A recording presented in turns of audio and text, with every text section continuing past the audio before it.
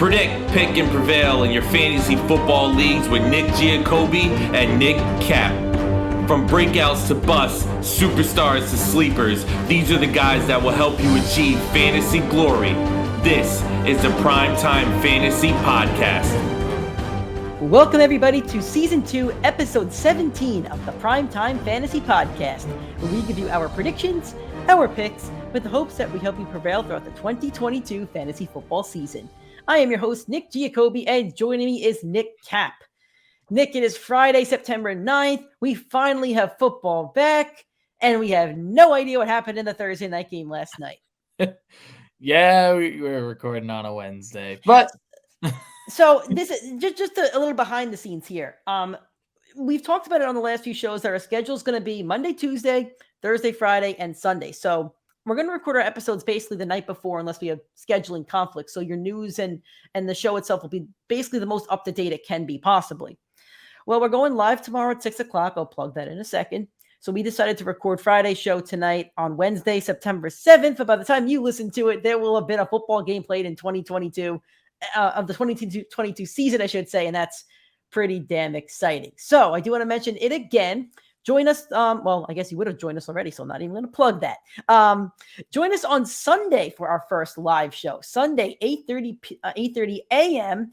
We're going to answer all of your start-sit questions, flex options, anything that you have a question about, ask us for Sunday. We're going to put a graphic out on our Instagram, our Twitter, and our Facebook, and you can drop your comments below if you don't want to wake up at 8:30 to watch us, or if you're up at 8:30, join the chat. We're on YouTube, Facebook, and Twitter for the live show on Sunday. So that's going to be a ton of fun. Make sure you join us 8:30 a.m. every single weekend, every single Sunday. It's going to be fun. If you enjoy this show, hope you do, and you want to listen to us every time an episode comes out, we're on every podcasting platform: Spotify, Apple Podcasts, Anchor, Google Podcasts. As I like to say, if you could find a podcasting platform, you could find the PrimeTime Fantasy Podcast. If you're on iTunes or Spotify, please give us a 5-star rating and a review. Starting next week, we're going to have 4 audio shows, and that will be uploaded to YouTube if you'd rather watch the show. But those 4 shows will be uploaded on Monday, Tuesday, Thursday, Friday. Monday, Tuesday, and Thursday are going to be shorter episodes. Friday will be our bigger one to prepare you for the weekend. If you'd rather watch the show, our YouTube is PrimeTime Fantasy Podcast. Other ways to support us and interact with us on social media: Twitter, TikTok, and Instagram is PrimeTimeFFPod. Facebook and YouTube is PrimeTime Fantasy Podcast. So we're going to start off with an injury update and a news segment. This will probably happen just about every show, and we'll see what kind of news we got. We only try to recap the biggest news possible and the most relevant, so we're not just saying, oh, this guy was limited. Well, that doesn't mean a lot. Let's start off with Diontae Johnson, shoulder injury. He tweaked his shoulder in the last preseason game. Here's why it's relevant. He didn't commit to playing on Sunday, and he was extremely limited in Wednesday's practice. That's worrisome for fantasy fans that have drafted him in rounds, 3, 4, or 5 as the wide receiver, probably 1 or 2, depending on your strategy. So, Nick, how worried are you about Diontae Johnson? Again, we're recording on Wednesday, so we don't know Thursday's practice report as of yet. I'm not too worried. Even if he misses 1 week, I'm not overly worried about it. We know Deontay's a guy that always deals with injury, it feels like. He misses a couple games here or there, but when Diontae Johnson is healthy, he's out on the football field and he's out and performing. So I don't expect this to hinder him for much of the season. I think we'll see him. If we don't see him Sunday, I think we'll see him in a week. And it's early enough in your leagues where you know the guys that you wanted and drafted. So it shouldn't be too hard to replace him in your lineup. And if you didn't draft to have the depth, then that's on you. End of story. I think that's a good way of looking at it, but it's also just kind of annoying to sit there and draft a guy who you think is really going to produce for you and then kind of be told week 1, oh, shoulder's not really 100%. And he's saying he's trying to play. I know he's limited today. We'll see what happens. And we'll talk about it a little bit more on Sunday's show. But to me, if Diontae Johnson's on the field, he's in my lineup for week 1. I'm sure you feel the same way at least. Drake London's knee. This one's a little bit more interesting than Diontae Johnson. He tweaked his knee. I think it was the first preseason game. Arthur Smith said he won't know till the end of the week if he'll be able to go. To me, Drake London isn't a play this week going up against a really tough Saints defense. I don't know what that Falcons team is going to look like. So with the injury, with the new scheme, new quarterbacks, I would sit Drake London unless you're in like a 16-man league and you draft him as like your wide receiver 3, and that's even if he plays. Yeah, I didn't plan on playing London in any league this week. Usually, you don't want to start your rookie receivers right out the gate. Justin Jefferson, Jamar Chase, the two best rookie receiver seasons pretty much ever, both in the last 2 years. Both of them struggled week 1, week 2, and then it took till week 3 for them to really take off. So you should be benching most of your rookie receivers anyway. Yeah, your rookies probably won't produce until the later weeks anyway. I'm on Ross St. Brown last year. Really wasn't a viable fantasy option until week like 8 or something like that. Alan Lazard, foot/ankle injury. I put a question mark here because we actually don't know the injury. What we've been told from Matt LaFleur is that he got stepped on last week and he did not practice on Wednesday. This is one to monitor. If Lazard isn't playing, that opens up the door for my favorite sleeper, Romeo Doubs. I forget how to say his name. Sammy Watkins is also there. He's been a week 1 nightmare for opposing defenses in his entire career. So maybe that's a sneaky daily fantasy play for Sammy Watkins. And there'll be other receivers there. But I don't have much to say on Alan Lazard. I wouldn't have played him this week anyway because I don't know what that offense is going to look like. But those are my thoughts on Alan Lazard, whether he's injured or not. So this is the one I'd be real frustrated in because this is really a guy you're taking as your late round sleeper that you think is going to execute. And the whole thing for Lazard's career is if he's healthy, he's producing. And the whole thing for his career is he's always hurt. So to see him week 1 looks like he's not going to play with how much they wanted to cover up. That's a big question mark for that whole Green Bay offense. I'm not playing any receiver there week 1. The two leaders outside of Watkins should be Christian Watson and Romeo Doubs. So, I mean, you don't want to play the rookies, and Sammy Watkins should never be a fantasy play, in my opinion. He's going to Cordell Patterson me this year. Now that I just said that, but, probably I'm not touching the Green Bay receivers anyway. I do not want to talk about this one because I really don't have any implications at all besides picking against him in my survivor pool every single week.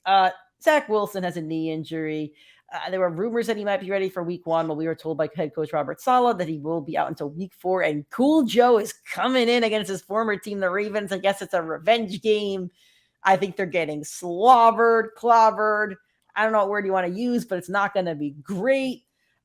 Nick knows this, and you guys know this. I don't draft Jets on my fantasy team. I think this is bad for the Jets that have potential. I think it's bad for Elijah Moore. I think it's bad for the running backs because they're probably going to be more down in games than they would be. And ultimately, it's bad for Zach Wilson. And I will say this. I don't hate the Jets. I just think they suck. And I think that's not a bad opinion.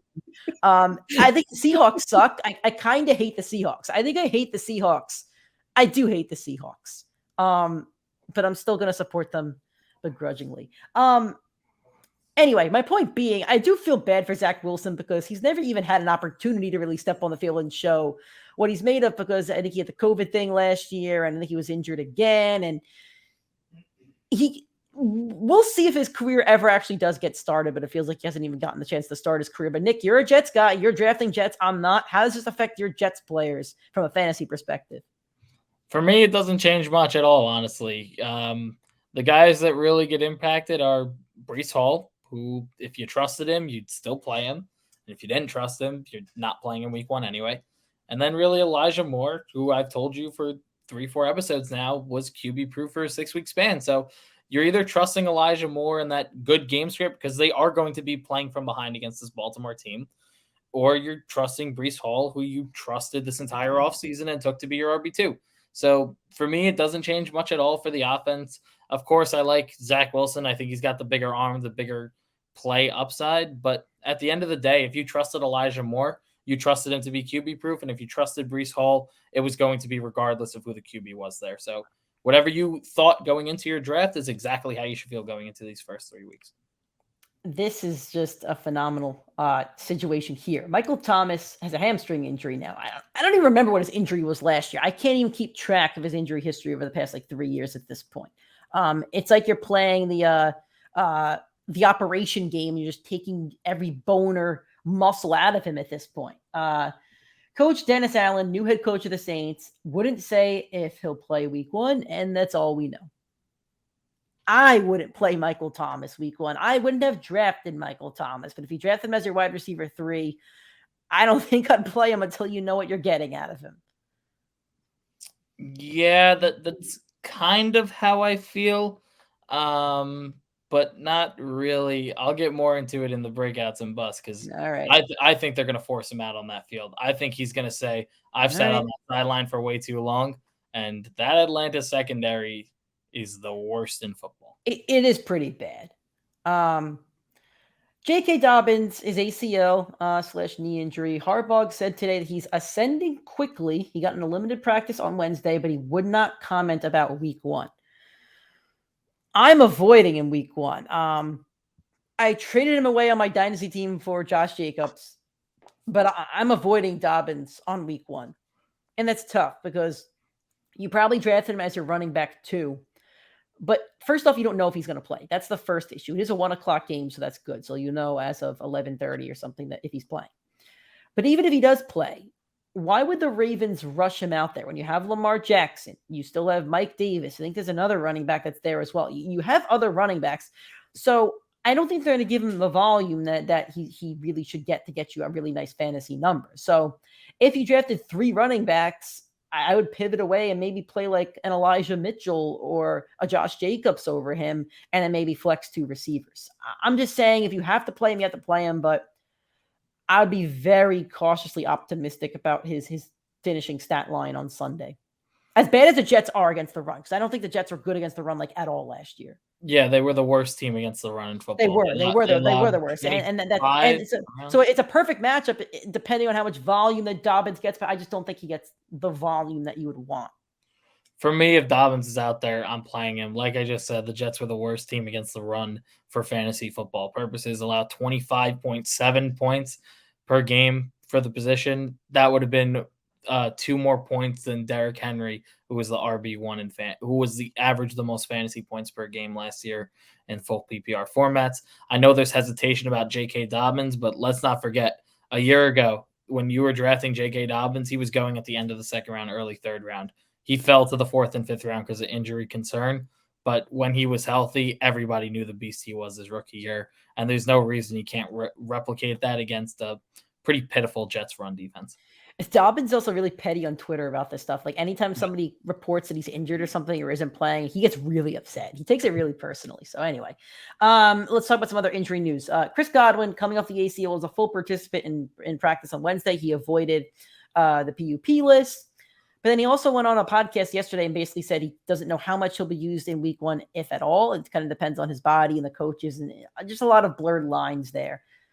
I have some thoughts about him in a later segment, but if you have any thoughts about him now, I'll let you kind of share it. I'm playing him if he's out there. End of story. All right. Darren Waller, I don't know if he practiced today. I didn't see that, but he does plan to play. At least that's what he said. He's been dealing with a hamstring injury. Hamstring injuries linger, so I don't like a lot of these hamstring injuries, but he does say he plans to play. I think people feel the same way. You're putting him in your lineup. It's week 1. Zach Ertz practiced Wednesday, calf injury. Again, if he's a flyer, they're going to score a lot of points in that game. I think he's a good play this week as well. I almost had him as my boom candidate. Jalen Waddle leg was limited on Wednesday. He should be good to go. Should have no issues there, but a tough matchup against the Pats. And last, George, you're killing me. George Kittle has a groin injury. This is killing me because if you look at any update on Kittle's injuries over the offseason, like this isn't there.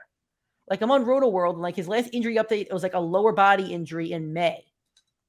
And now Kyle Shanahan comes out today. Kittle did not practice on Wednesday. He said that Kittle got a limited work in on Monday, and then he hoped he'd feel better today, and he did it. This one worries me. Like my worry meter is up. First worry meter is because I actually have only 1 tight end in my dynasty league, and I can't pick up another one before this week. It's just the rules of the league. If Kittle doesn't play, I have a goose egg in my lineup. So probably losing week 1 already just because of that. It also worries me because Kittle does have an injury history and a groin injury if he ends up having like surgery or something, and they could keep him out at least a month to 6 weeks. So there's not much more to say, but it's just like it worries me. I am a bit worried here. I couldn't agree more. Kittle's one of the most injury-prone tight ends in the league for a top talented tight end in the league, and you have to use a lot of draft capital not to play him. Yep. So, I mean, I'll play him. I have to play him. I still think you should play him. You probably spent a 5th or 6th round pick. If he suits up, you're playing him, but that's that. All righty. So here's how we're going to do things on Fridays. We've been doing these fun teams throughout the season, preseason, all sleeper team, all rookie, or we didn't do rookie, actually, all sleeper, all bust, whatever. So what we're going to do is every Friday, we're going to give you an all boom team, an all bust team, players we think are going to play really, really well. We're going to try to mix it out. At least I tried to mix out my lineup to be players that maybe were second or third options. Maybe they were like I'm not going to sit here and tell you play Tom Brady. Like you're playing Tom Brady. I'm not going to say, play Christian McCaffrey. Like you're playing McCaffrey. But once in a while we will have our studs in there. So we're going to have an all boom team and an all bust team. And a bust you could label it however you want. For me, it's a bust team. Doesn't mean sit. It just means they're not going to perform to the projection. So we have a quarterback, 2 running backs, 2 receivers, 2 flexes, which can be, running back, receiver, tight end, and a tight end. So let's start with your quarterback, Nick. Who is your all boom team quarterback for week 1? So I want to let you know, when I was making the thumbnail, right, you said put this guy on there, and I was like, are we really going to talk about the same guy after you doubted him? Are we sure? I mean, I think I did him on the phone. I'm not even sure if it was on the podcast. I think our conversations are blending. A little bit of doubt. He didn't want the friends to hear him down his old. Are we picking the same guy? Do we have the same? I think we are, Russell. Okay, so I'm going to go first then. Hear me out here. I have a lot of notes here, like really good notes that I think you guys will enjoy throughout this show. My note for why Wilson is my quarterback boom. Seahawks LOL. That's literally the note. Here's the double-sided coin with Russell Wilson. A report came out from ESPN this morning, really detailed report talking about the friction between the team over the past 5 years, this and that. And I'm not sure where I fall on it as a fan. But anyway, if Russell Wilson, this is if, by the way, it's if Russell Wilson is the elite quarterback that he claims to be, and he wants to cook and he wants the offense, he's got it all now. He has a great coordinator. He's got a great head coach from that Matt LaFleur coaching tree. The Seahawks defense is pitiful. It is really, really, really horrible. Like it's bottom 5 in the league.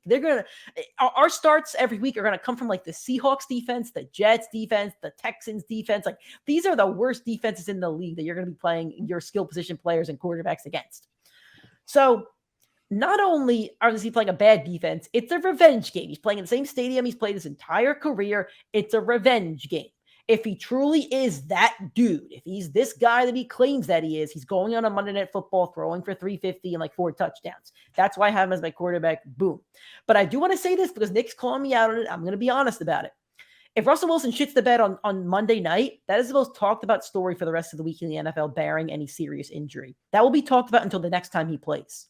Because then Pete Carroll laughs and chews his freaking gum. If Russell Wilson loses that game, everybody bashes Russell Wilson. Like the people, the takes on Tuesday morning are going to be that he's not a Hall of Famer. That will be said on every single morning show on Tuesday morning. I agree. So there is a lot of pressure on Russell Wilson. I've said there's a lot of pressure on quarterbacks like Jalen Hurts, who got A.J. Brown, Kyler Murray with a big contract, and Marquise Brown, Tua with Tyreek in year 3. There is a lot of pressure on Russell Wilson this season, and it starts here, prime time, Monday night against the Seahawks. I'm trusting him. I'm playing him in Dynasty over Joe Burrow. I'm playing him in another league over Derek Carr. I'm trusting Russell Wilson, and I think he has a boom game. But I'm just saying, if he craps the bed, he's not that guy. And the opinion of Russell Wilson for a lot of people, I think, really does shift. I agree with your take on the hypothetical if he doesn't deliver, but Mr. Unlimited is going to bury Pete Carroll and his career. I hope so, because guess what? On my Dynasty team, I have Russell Wilson, Javonte Williams, and they're probably going to need to combine for like 60 because Kittle's going to sit. This Broncos team is absolutely loaded. They are forcing turnovers on whatever pitiful quarterback they throw out in Seattle. They are giving Russell Wilson great field position. He's going to literally look in DK Metcalf's eyes and say, you see that guy, Courtland Sutton? You see him in the back right corner of the end zone? That's my new DK right there. You see Jerry Jeudy, Tyler Lockett? You see that Jerry Jeudy? That's my new Tyler Lockett right there. You see my burner, KJ Hamler? I didn't have one of those, Pete Carroll. You didn't trust my deep arm. You wanted me to run the ball 30 times a game. You wanted me to hand it to injured running backs? I think this is all revenge. Russell Wilson, you see the nice guy. You see the humble, Russell Wilson, the family guy with the lovely wife and the love, everything's lovely about Russell Wilson. No, Russell Wilson's taking it serious on Monday Night Football, and he's showing why. He's showing why that Denver Broncos team will be a Super Bowl contender in his old home stadium of Seattle. He is going to smoke that Seahawks team. He's going to put up 300 yards, 3 touchdowns without a problem. Do you have any other Broncos in your starting lineup? I'm just curious. No, I don't. Okay, then we won't pivot to you then. All right. Let's start with your first. You just spoke, so I guess I'll speak on my first running back. My first running back, I have Aaron Jones, and I know that I wasn't going to speak about stars. This is the one superstar I got in my lineup, and I think he's still a guy that people doubt. The Vikings allowed the 9th most fantasy points to running backs last year. I think they allowed over 4 yards per carry. And the thing is that the offense is now going to go through Aaron Jones and AJ Dillon. So I was tempted to put both of them in there, but AJ Dillon's in a later segment, so that's why I'm not talking about him. But to me, I'm just going to say now, Aaron Jones and AJ Dillon are both plays this week. I think they're both going to get a lot of work. I think they're both going to get in the end zone. I think Rodgers is running the offense through them. Matt LaFleur is running the offense through them. I wouldn't be shocked if Aaron Jones had a receiving touchdown and 100 yards, and AJ Dillon had 100 yards on the ground and a rushing touchdown. That's what I see happening. It should be a really fun game, a high-scoring game between these two teams. Neither of them have great defenses, but lock in Aaron Jones this week. You were already, but he's going to have a big week for you. So when I looked at running back, I said, who is that middle-of-the-pack running back that there's some doubt, there's some skepticism of, that will go for 20 rushes because of the team that they're facing? And there was one guy that clearly stuck out to me. Can I guess? Antonio Gibson. Gibson. Okay. I would not have had Gibson. Gibson is one of the biggest question marks going into this week and going into this season. Brian Robinson was set to take his job, but unfortunately he got caught up in the whole situation. He's off crutches, by the way. I didn't mention that in the news, but Brian Robinson is off crutches. It's off crutches, but he is still going to be sidelined. And as long as Antonio Gibson's out there, he's going to be the first and second down back. Carson Wentz, we don't love him, and I don't love him, but he did just produce an RB1 in Jonathan Taylor. So for as much as you may want to say about him, and as much as you may want to say about Gibson and all the doubt that's around him, 20 touches against that pitiful Jacksonville defense, even if you think they're turning it around, they're running that ball 20 times right up Jacksonville's throat. Antonio Gibson is set for a big day, and all he needs to do is find the end zone. If he averages last year's average of 4 yards per carry, he's going to see 80 yards on the ground. If he finds the end zone, there's 14, and he's going to see 3-4 catches. That's more than enough to produce a mid-end RB2 to low-end RB2 numbers. All right. I listen, I'll be honest, Gibson's never going to be on my list, ever. He's going to have to really prove me wrong. But anyway, my second running back, I have a guy that is also a middle-of-the-pack running back that I don't think gets enough love, and I think he's going to get a lot of love this week, and that's Josh Jacobs. His ADP slipped from round 3 to round 5, and let's look at him against the Chargers. In his career, he's averaging 15 fantasy points or a little bit more, depending on your scoring format, against the Chargers. Last year, the Chargers allowed the second most fantasy points to running backs, and I don't think their defense got substantially better. On top of that, this is going to be a very high-scoring game. The last time these two teams faced off, it was a 35-32 overtime game that 67 points scored. And even before that, I think the game before that was 28-14 or something. So this game's going to have a lot of points in it. Two of the best teams in the AFC West, two of the most highest powered offenses in the league. Jacobs is either going to get it on the ground when they're down towards the end zone, or if the Raiders go up, we'll get it in, chewing the clock a bit. It's a great opportunity for Josh Jacobs because I don't see the Raiders being down more than 2 scores. I don't think it's going to happen. They're not going to get blown out. So to me, all signs point to Jacobs having a big game against a defense that he's just thrashed his entire career. So if you were a little bit worried about Jacobs, a little bit worried about Zamir White, to me, that's a camp guy that will have a role in the team, but he's not the bell cow. This is the bell cow. Play your bell cow confidently, and I think you're going to get a really nice stat line out of Josh Jacobs for week 1. So as I said, and as Nick just said, middle of the pack running back that you think could go off. Here's a guy I think has top 5 upside this week. It's Elijah Mitchell. I've been on the hype train all preseason for him. And he's the one guy I am so pissed off about because I didn't get him in a single league because everybody must have watched my podcast. You should have gotten him in the auction. I tried. He went up for a lot of money. I landed Taylor and Najee. I wasn't going to put another expensive dollar into Elijah. But anyway, Elijah Mitchell's going up against a Bears defense that was actually middle of the pack against running backs. But now they lose their best defensive player in Khalil Mack. He's out of there. There is no pass rush being generated. There is no body going up the middle. I know they have Roquan Smith. I'm not worried about him. He is pissed off and frustrated at that team. That offensive line is loaded for the Niners. Elijah Mitchell, if he goes out there and is healthy, there's pretty much no running back competition. Debo, we don't think he's going to get that massive running back share that he did last year. The only person I would worry about taking rushing attempts from him is Trey Lance. But Elijah Mitchell is going to get work in the passing game. He's going to get work in the rushing game against a team that is absolutely pitiful. I would expect the 49ers to win by 17 to 24 points against the Chicago Bears team. And that opens up the floor for 20-plus carries, multiple touchdown game. Elijah Mitchell, all the upside in the world in this matchup. And to really prove that he was underdrafted in your leagues. All right, we're going to move on to wide receivers. My first one is Michael Pittman. And here are my notes on Pittman. I wrote Texans stink in all caps. The Texans are horrible. They're going to be fighting for the 1 pick next year. The Texans allowed the 6th most fantasy points to wide receivers last year, and the defense, again, did not get much better. But you know who did get better? The Colts and the quarterback. They have Matt Ryan coming in, who's just going to be such an upgrade from a throwing standpoint over Carson Wentz. We've seen him make receivers like Julio and Calvin Ridley and Roddy White from so many years ago. He's going to do the same with Michael Pittman. Pittman's going to have his most productive season yet, and he's going to start it against a really terrible Houston defense. The last time he faced the Texans in Week 13, he had 8 targets, 6 receptions, 77 yards. No tutty, but that's okay. He still had 17 fantasy points in PPR formats. And I think he's just going to have a great game this week. I think if you drafted Michael Pittman in rounds 3 or 4, I think you're going to reap the rewards of that. So lock in Pittman this week. Have an awesome week against those Texans. All right, Nick. I'm rolling with him. He's picking up where he left off. No, the Ravens defense is good. What don't you get about the Ravens allowed defense? The second most points per game to the They were all injured. They had they had practice squad guys Elijah playing. Mitchell, QB proof. Nick, on which episode? Is Monday when we recap Sunday? Monday we recap Sunday. On Monday, I am so excited to talk about breakout Elijah Moore. Top 12 wide receiver week. Top 12 this week. Week 1, he's going top 12 is what you're saying. Top 12. All right, that's all right. All right. We're going to post this clip on Twitter if you're right. Go ahead. We can. If you're not right, I'm not going to throw you under the bus. I don't care.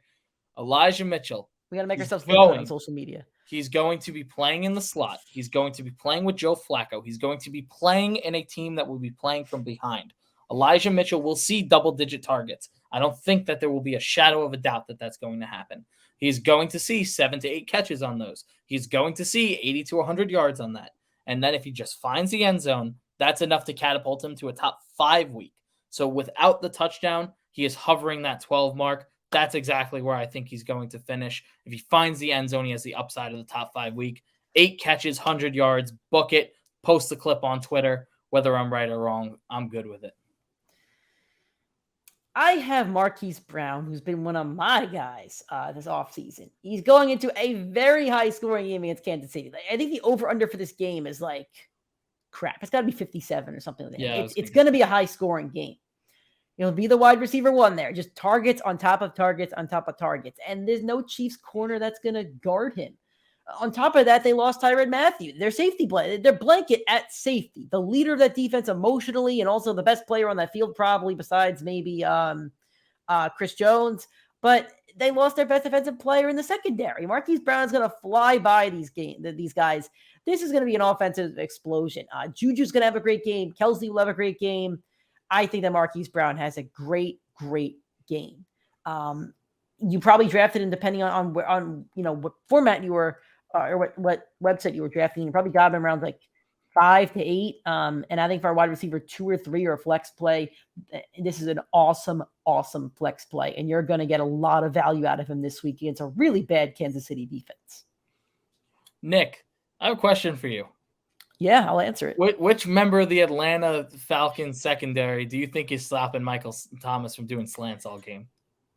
Well, he can't do slants if he's not on the field. So that's Well. that's the problem with Michael Thomas. If he's not actually on the field in a uniform, then he can't slant. But sure, in your hypothetical scenario where Michael Thomas is 100%, yes, nobody will stop him on that field.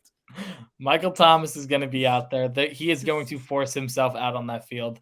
He as much as people hated on him. I don't think he wanted to play last year, though. I just want to play devil's advocate. I don't think he wanted to force himself. I don't know. Like, Michael Thomas wants to be out on that football field. He loves the game of football. You just need to listen to him talk. I know that there's so much hate surrounding him because of media, but if you actually listen to him, he loves the game of football and he loves playing the game of football. He literally acts like a kid out on that field. He wants to be out there and he wants to show that Atlanta team that he did not miss a step. And this will be his first season with Jameis Winston. Jameis Winston, last time you saw him healthy, 5,000 yards, 30 touchdowns with the 30 interceptions. 30 picks. But that does not interrupt Michael Thomas's ability to deliver.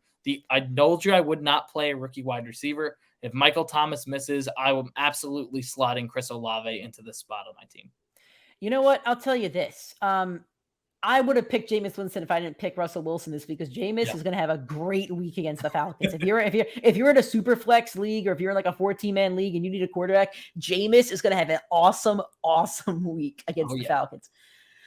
And about Michael Thomas, like, he's going to play that Mike Evans role if he's on the field. If he's on the field, he'll have a great season. But until I see him on the field produce, it's just one of those things. Like, it's the Saquon Barkley situation. Until I see it, I can't buy into it. But at least Michael Thomas is going around like 7 rather than 3 or 1 for McCaffrey. My first flex play, I have Kadarius Toney. Just playing the matchup here. So again, I'm playing a flex, and I probably shouldn't start with Toney since he's going to be my second flex. I'm going to flip it. You know, a spoiler now. Toney's my second flex. So what I mean by that is Toney's the guy I would pick last, my hardest decision. So my first flex I'm going to go with, this is the guy that he's locked in, Terry McLaurin. He was very up and down last year, but his quarterback play was also very up and down. He's going to play with Carson Wentz, who is the best quarterback he's ever played with, and that's kind of pathetic. It's almost like an Allen Robinson situation, but that's okay. Last year, Michael Pittman against Jacksonville with Carson Wentz, he averaged 16 fantasy points in 2 games with Wentz as his quarterback. Pretty similar receivers, very big body, can get down the field. So to me, why can't Terry McLaurin go out there and average 16 at least against Jacksonville? And on top of that, the Jags allowed the 9th most fantasy points to wide receivers last year. So I see all signs pointing to Terry being a pretty scary play this week if you're facing him. I feel like Carson Wentz he's not great, but I always feel like he's a guy that's a chip on his shoulder. So I could see him going out there and thrashing that Jags defense a little bit. So Terry McLaurin is my first flex play, meaning he's my 3rd wide receiver if I was in a 3 wide receiver league. So there you go. Who's your first flex play? I don't want to spoil your number 2, but my number 1 is Kadarius Toney. All right, there you go. We're right in line on that one. Kadarius Toney going up against that Tennessee Titans team. 25.2 fantasy points per game to the wide receiver position. That is the 3rd worst in the NFL. That is a phenomenal situation for Toney. Brian Dable's coming out there and he's making Daniel Jones throw that ball 35 times. Kadarius Toney. It's funny because it was actually a TikTok that made me say, makes sense. Toney is the play this week. It said, can't wait to see everybody struggling and pissed off on Tuesday morning when they realized Kadarius Toney was drafted and not on the waivers, when he goes for 10 catches, 170 yards, and 4 touchdowns. That's not going to happen. But it's not unrealistic. I think it can happen. I think he could have 5 for 80 and a touchdown. Exactly. It's not unrealistic that he goes for that mega. He had, I think, week 3 or 4 last year, he had 189 receiving yards. It's not crazy to see him going for 120, 150 plus and making that a real projection, especially going against this Titans team, which allowed a lot of points to the wide receiver position with the new pairing of Brian Dable. I think it's a perfect situation for Toney, especially this week. Do I trust playing him every week? No. But if he has this phenomenal matchup, I am locking him into a flex spot without a doubt in my mind. And that's the thing with flex players. In a league where you have 2 wide receiver, 2 running back, and 2 flexes, your 4th flex is usually going to be a tough decision every week. So that's right. You said everything I was going to say on Toney. Like, the Titans have a terrible defense, play the matchup. Daniel Jones has proven that he can throw the ball effectively when he has the opportunity to. So, you said everything I could say on Toney. So who's your second flex play then if Toney's your first? Now I went a little bit deeper down the board, and I actually compared the two earlier in the year in our draft tips video, where I said if it's late in the draft, you take the talent over the guy that just is going to get production because of where he's drafted, because of his position. I said I'd take Kadarius Toney over Christian Kirk, but this week I'm absolutely locking both into my lineup. Christian Kirk's going up against the Commanders, who allowed an astonishing 25 points to the wide receiver position, just one spot behind the Titans at fourth worst in the league. Christian Kirk, they gave him a lot of money to go out there and get production. Trevor Lawrence is going to target him heavily this year and this first game of the season. Trevor Lawrence said today, Doug Peterson shocked this Jaguars culture. And I don't know if I believe it, because the Jaguars outside of that Jacksonville year have been. I think the shock of the culture just because of Urban Meyer being so bad. Yeah, that's a good comment. It's such a different culture. That's why it's a shock. But the Jaguars showed that they spent money this year and they want to go for it all. And the way you go for it all is you pass that ball to your wide receiver one. Christian Kirk projected around 12 points this week. I think he's going to easily be able to do that. He should see double-digit targets. He should see 6 to 7 catches for about 80 yards, which is more than enough to give him a 15-point game, which is a top 24 game any week of the year.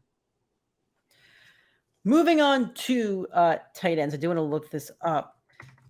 So for my tight end, I have a guy who was probably like a sleeper last year and people don't really love him this year.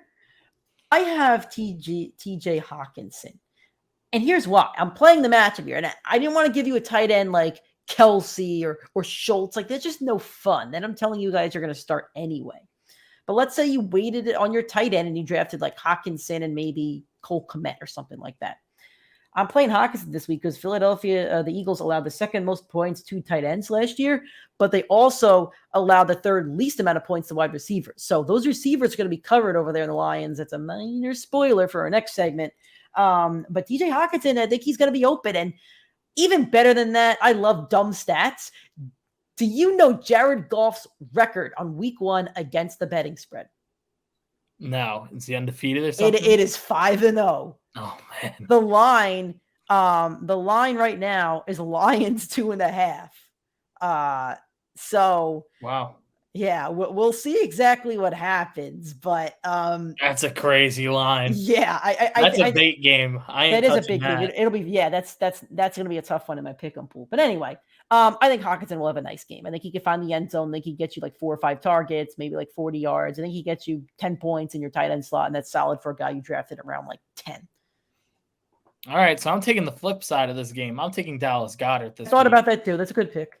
Yeah, the tight end position, all you really are looking for is 10 points. If you get 10 points from your tight end, you are golden. And that Detroit Lions team, as much as I love them, and I feel like everybody loves the Lions ever since Dan Campbell's there, I don't love their defense. I don't love their ability to stop the pass. I don't love their ability to stop the run. I think the Eagles can easily put up 40 points this game against that Lions team. So when you have the upside of scoring that many points, obviously a lot of balls are going to the tight end. When you have a team that is going to put up a ton of points, this game will go for over 50 or whatever the spread is. Like, it's going to be a high scoring game because of how bad the secondary is for the Lions, and the Lions offense is good. You have a lot of upside for points. So I actually do like the Hawkinson pick a little bit, but I rather do love the Dallas Goedert play. All right, so those are our all boom teams for week 1. We'll post it on our social medias probably on Saturday or so. Yeah, we'll post it on Saturday, and let us know what you think, which guys you're playing, if you're still worried about some guys. So we're gonna go to our all bust team. I'll start first. I have Tua Tagovailoa, and I didn't want to pick like an elite quarterback that you're probably going to play anyway. So I'm going for like if you're in a super flex league or something like that.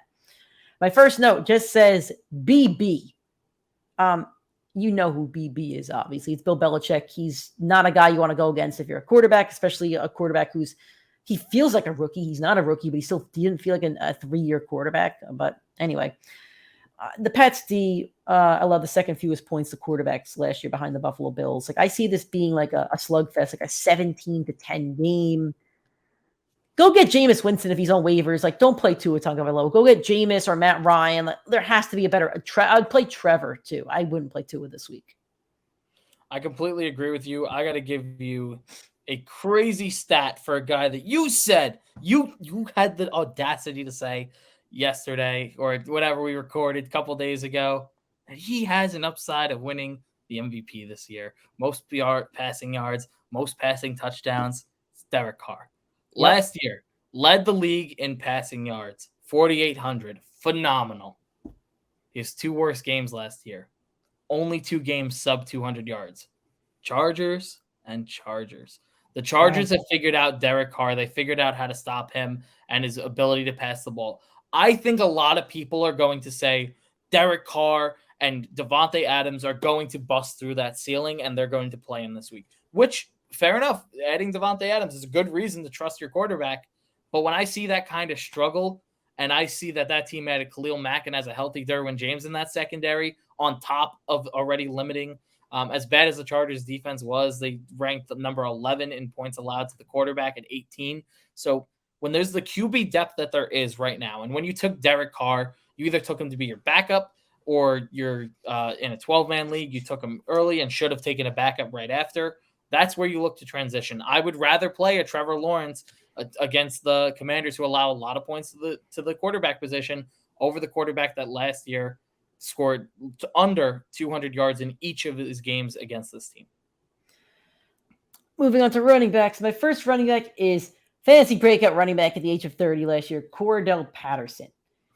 Patterson has a lot working against him. He's in a running back by committee with Tyler Algier, and there's another guy too. So there's a committee over there. I don't see the Falcons getting near the end zone a lot, so the touchdown potential is not going to be there. It's not going to be a high-scoring game from the Falcons standpoint. And the scariest thing to me, the Saints have the best defense in the league last year against fantasy running backs. They were number 1. They did not allow a lot of points. You did not want to play your running backs against the Saints. So to me, there's really no reason to play Cordell Patterson. You probably got him around like 9 or 10, 7. Like, you got to have better running backs. Unless somebody's injured, which really aren't any injuries. Like, you have to have a better running back. I wouldn't flex him. There's definitely somebody you could find to flex besides Cordell Patterson. So I wouldn't play him this week. I feel like I'm targeting you, but I feel bad because I'm not really targeting you. It's Travis Etienne. With the news that James Robinson is going to play, they're not putting him out on the field unless if he is truly healthy enough to play football. If they trusted Etienne and they believed in him to deliver, they would not rush James Robinson back, which tells me he's healthy and good enough to play. I think he's going to be a little bit of a vulture. I think Etienne will score more points than James Robinson, but Washington was actually really good against the running back last year, only allowed 17 points per game. And when you got to split that between 2 guys, I don't want to take the risk of a guy scoring under 10 points. Look, if he booms, I'll happily have him on my bench and feel confident going into week 2 with him. But I don't want to take the risk week 1, not knowing if James Robinson is going to be the lead back there. Do you want to guess who my second running back is that I do not think should be played this week? I have a feeling it's the same as mine, but I don't want to spoil mine. It is 100% not the same as yours because it is a New York Jet. No, I am not playing the rookie running back week 1. No, thank you. No, thank you. Ravens defense was tough. It's always tough, but it was 8th against the run last year, allowed the 8th least amount of fantasy points per game to running backs. That was with like 5 or 6 starters out. So like now they're better. They have a great coach. They're healthy. And now they're playing the Jets. And on top of that, Michael Carter was taking the starting snaps in preseason. And Michael Carter's not great. He's a good running back last year. Great running back. Nick wanted Michael Carter as his keeper. So Nick knows the talent of Michael Carter. So now look what we're working against. I think Michael Carter's going to be the passing catching back at least. Am I wrong to say that? No, that's fair. So if the Jets are down 20 points by the third quarter, Michael Carter is going to be in there catching the balls, not Breece Hall. So now I don't like the game script. I don't love the offense. I don't love the quarterback. I don't love that there's a running back over there that was really talented last year. And I don't love that he's a rookie. I feel like it takes a couple weeks for a rookie to really get adapted to the NFL. I think his ADP was way too high, around 4 or 5 ahead of veterans like Josh Jacobs, Elijah Mitchell. I get liking a rookie. It's exciting and stuff like that, but there were so many other guys I think were in better situations. I was always against the Breece Hall thing, so I'm against him this week. I don't think he should be played. I think there's going to be a better option out there for you. I don't hate the take, but I think Elijah Moore, to me, I'll give you this, is a much better play to me than Breece Hall this week. 100%. But there's one running back I hate a lot more than that. And he's the worst starting running back in the NFL. It's Miles Sanders. It's Miles Sanders. I don't want to cut you off here, but it's like Miles Sanders will never even be on this list for me because I don't think he shouldn't even be in consideration for starting. So for me, I can't even give him the dignity of putting him on this list because if I'm putting like there's a compliment to like Breece Hall and and Patterson because you would consider starting them. To me, I would never consider starting Miles Sanders unless I'm in like a 32-man league. Can I tell you exactly what ESPN has done to the entire fantasy community for this one? They're reeling in all those Miles Sanders owners. You want to know his projection? His projection is 14, I bet. 14 points. The Lions suck at stopping the run. Everything says Miles Sanders is a perfect play here. But he won't. Hurts is going to – Jalen Hurts will have more rushing touchdowns. He's going to be awful. He is going to suck just as he has all year. I like Boston Scott and Kenneth Gainwell over him as talents. I'm not playing Miles Sanders. There's no reason he should have been drafted in the 6th and 7th round. He is not worth playing. Rashad Penny was drafted in round 10. Rashad Penny's a starting running back on a coach who loves to run the ball, and he's 4 rounds later than Miles Sanders, who told you not to draft him on his fantasy team. He said it. He told you not to draft him on his fantasy team. I'm just saying. All right, good take. Because like I said, he'll never be on this list because he shouldn't be played. I have Amon-Ra St. Brown, and I love a lot Amon-Ra St. Brown. He played very well last year, but what I don't like is the matchups. I'm playing the matchups for the most part, besides Miles Sanders. The Eagles last year allowed the 3rd fewest fantasy points to wide receivers, and they added James Bradbury. This is a recipe for disaster for the Lions wide receivers. I would avoid them. TJ Hawkinson's the better pass catcher for me. I think he won't be covered. And to me, it's like the other receivers aren't as talented as Amon-Ra, so why not double him? So I think it's going to be a rough first week for him, and I think he'll get on track, as the season goes on. But this is going to be a rough week for him. I think that's a fine take. We talked about him earlier, and I'm sorry to cut you off. Some of these guys also, I'm not saying to bench some of these guys. Like some of them I am, but like temper expectations. Right. For Amon-Ra, like if you have 3 better receivers, you could flex him, do that. So for me, it's a guy we talked about a little bit earlier on the injuries. It's Drake London. I think a lot of people are high on him. They used a lot of draft capital, but that New Orleans secondary is scary. Marcus Mariota as your quarterback is scary. That offense is scary for all the wrong reasons because you don't know who you want to play. I'm not taking the risk with a rookie receiver going up against Marshawn Lattimore for an entire game. He's going to get shadowed if it's not Pitts getting shadowed. Don't play the rookie. If he plays well, be astounded having him on your bench. Do not lose your week trying to force play Drake London. I have Keenan Allen as my wide receiver too. People don't realize how bad this matchup is. So let me tell you, Keenan Allen is going against the Raiders defense that allow the 4th least amount of points to a receiver. So the defense itself doesn't allow, is very good against receivers.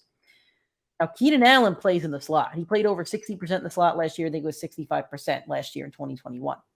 Slot cornerback for the Raiders is Nate Hobbs. Last year, Allen against Nate Hobbs. Nate Hobbs. Nate Hobbs. On 19 targets, Keenan Allen only had 23 yards on 3 targets on 32 routes run against Nate Hobbs. On top of that, against the Raiders last year, not just against Nate Hobbs, against the entire secondary, Keenan Allen last year in 2 games against the Raiders, he only had 88 yards on 13 receptions on 19 targets. That's for 2 games. It's averaging about 42 yards a game and like 4 targets. So, yeah, he's scoring you 10 points, but this is a guy you drafted maybe as your wide receiver 1. So you have to play him. However, Keenan Allen stinks it up for you. I wouldn't be shocked, and that's what I'm predicting. I don't think he has a good game. Mike Williams, much better play this week. Can you believe that we get Russell Wilson versus the Seahawks the same week that we get Baker Mayfield against the Browns? And not a single person should be playing Amari Cooper. No. The new weapon out there is going to be baited. Remember how I told you this guy Miles Sanders finessed 14 projection from ESPN? Amari Cooper finessed 13 from Yahoo.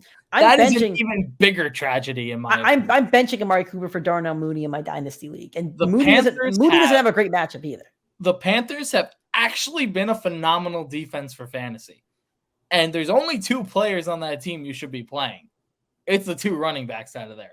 Amari Cooper should be on your bench, and I don't think we're even going to be able to discuss it in a few weeks because of how bad his performances are going to be. He should not be discussed to be a starter up until Deshaun Watson's back for your fantasy playoffs.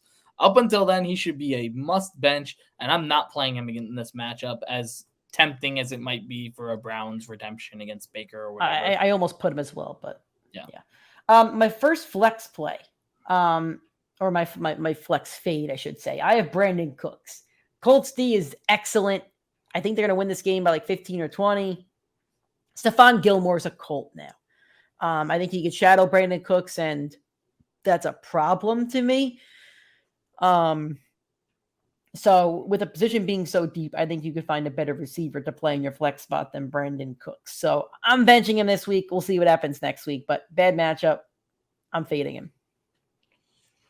I am going to fade someone that's gotten a lot of fantasy hype this season for good reason because of talent, but someone that I don't trust playing yet. It's AJ Dillon. I think there's a lot of hype around him, and I think having him as the RB2 on his team, it's not the best situation. And as long as Aaron Jones is there, he's still the RB1. I think the Packers are going into a terrible matchup for them. I think the Vikings are walking out of that game with a win. I think they're walking out with a bad game script where you're going to see a lot of passing. And when they pass the ball, Aaron Rodgers is going to his only reliable option, not named Randall Cobb, which is Aaron Jones. Aaron Jones is going to see a much larger snap share week 1. A.J. Dillon's going to have concerns after that. He would be a great trade for candidate, in my opinion, week 2. But I don't trust playing him there. I think they're play from behind. Aaron Jones is the clear receiving back there. So I don't want to play Dillon week 1, but I do like stashing him. I really struggle with this take. I'm worried about Chris Godwin for week 1. You're still playing him if he's on the field, but here's where I worry. He said he was unsure of how much he's going to play. That worries me a tiny bit. He did practice fully today. It's a Sunday night football game. So in a hypothetical scenario where he gets scratched, you probably need to have somebody to slot in from, whether it's Jerry Jeudy, DK, Lockett on Monday night, or maybe one of those Bucs receivers. I also think it's going to take a couple weeks for him to really get back to his full form. When Chris Godwin is healthy, he's a top 10 fantasy receiver. He's the best receiver on the Bucs from a fantasy standpoint. Brady targets him like 15 times a game. I want all of Chris Godwin on all my teams. But for week 1, I would play him. Like I have him in a league, I'll play him, but I'm really, really tempering my expectations. I'm not expecting over 15 points. I'm probably expecting at most 12.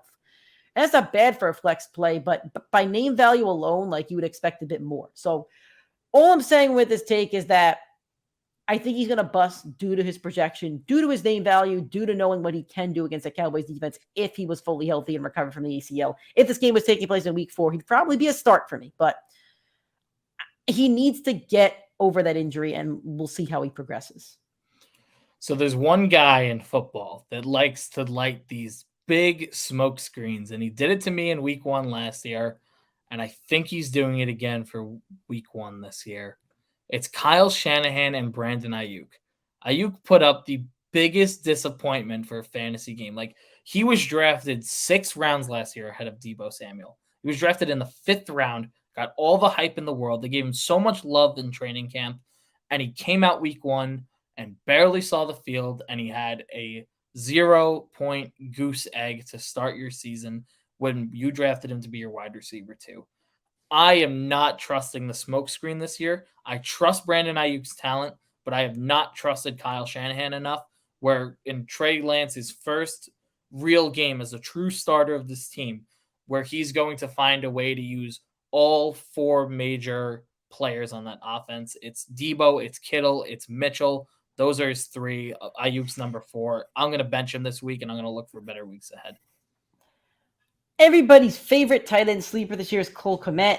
This is not the week to unleash him. San Francisco, the 49ers allowed the second least amount of points to tight ends last year. His quarterback is still Justin Fields, who I don't trust. it's a horrible matchup all around. There's a new coaching staff, and the offensive line is really terrible too. Like, this is not a week to play your Bears. Like, if you have to, you have to, but this is not a guy you should have to play. There's definitely a better tight end matchup out there. Go get Zach Ertz, Dallas Goedert, Hawkins, and like maybe Darrell Everett on, I think he's on the Chargers.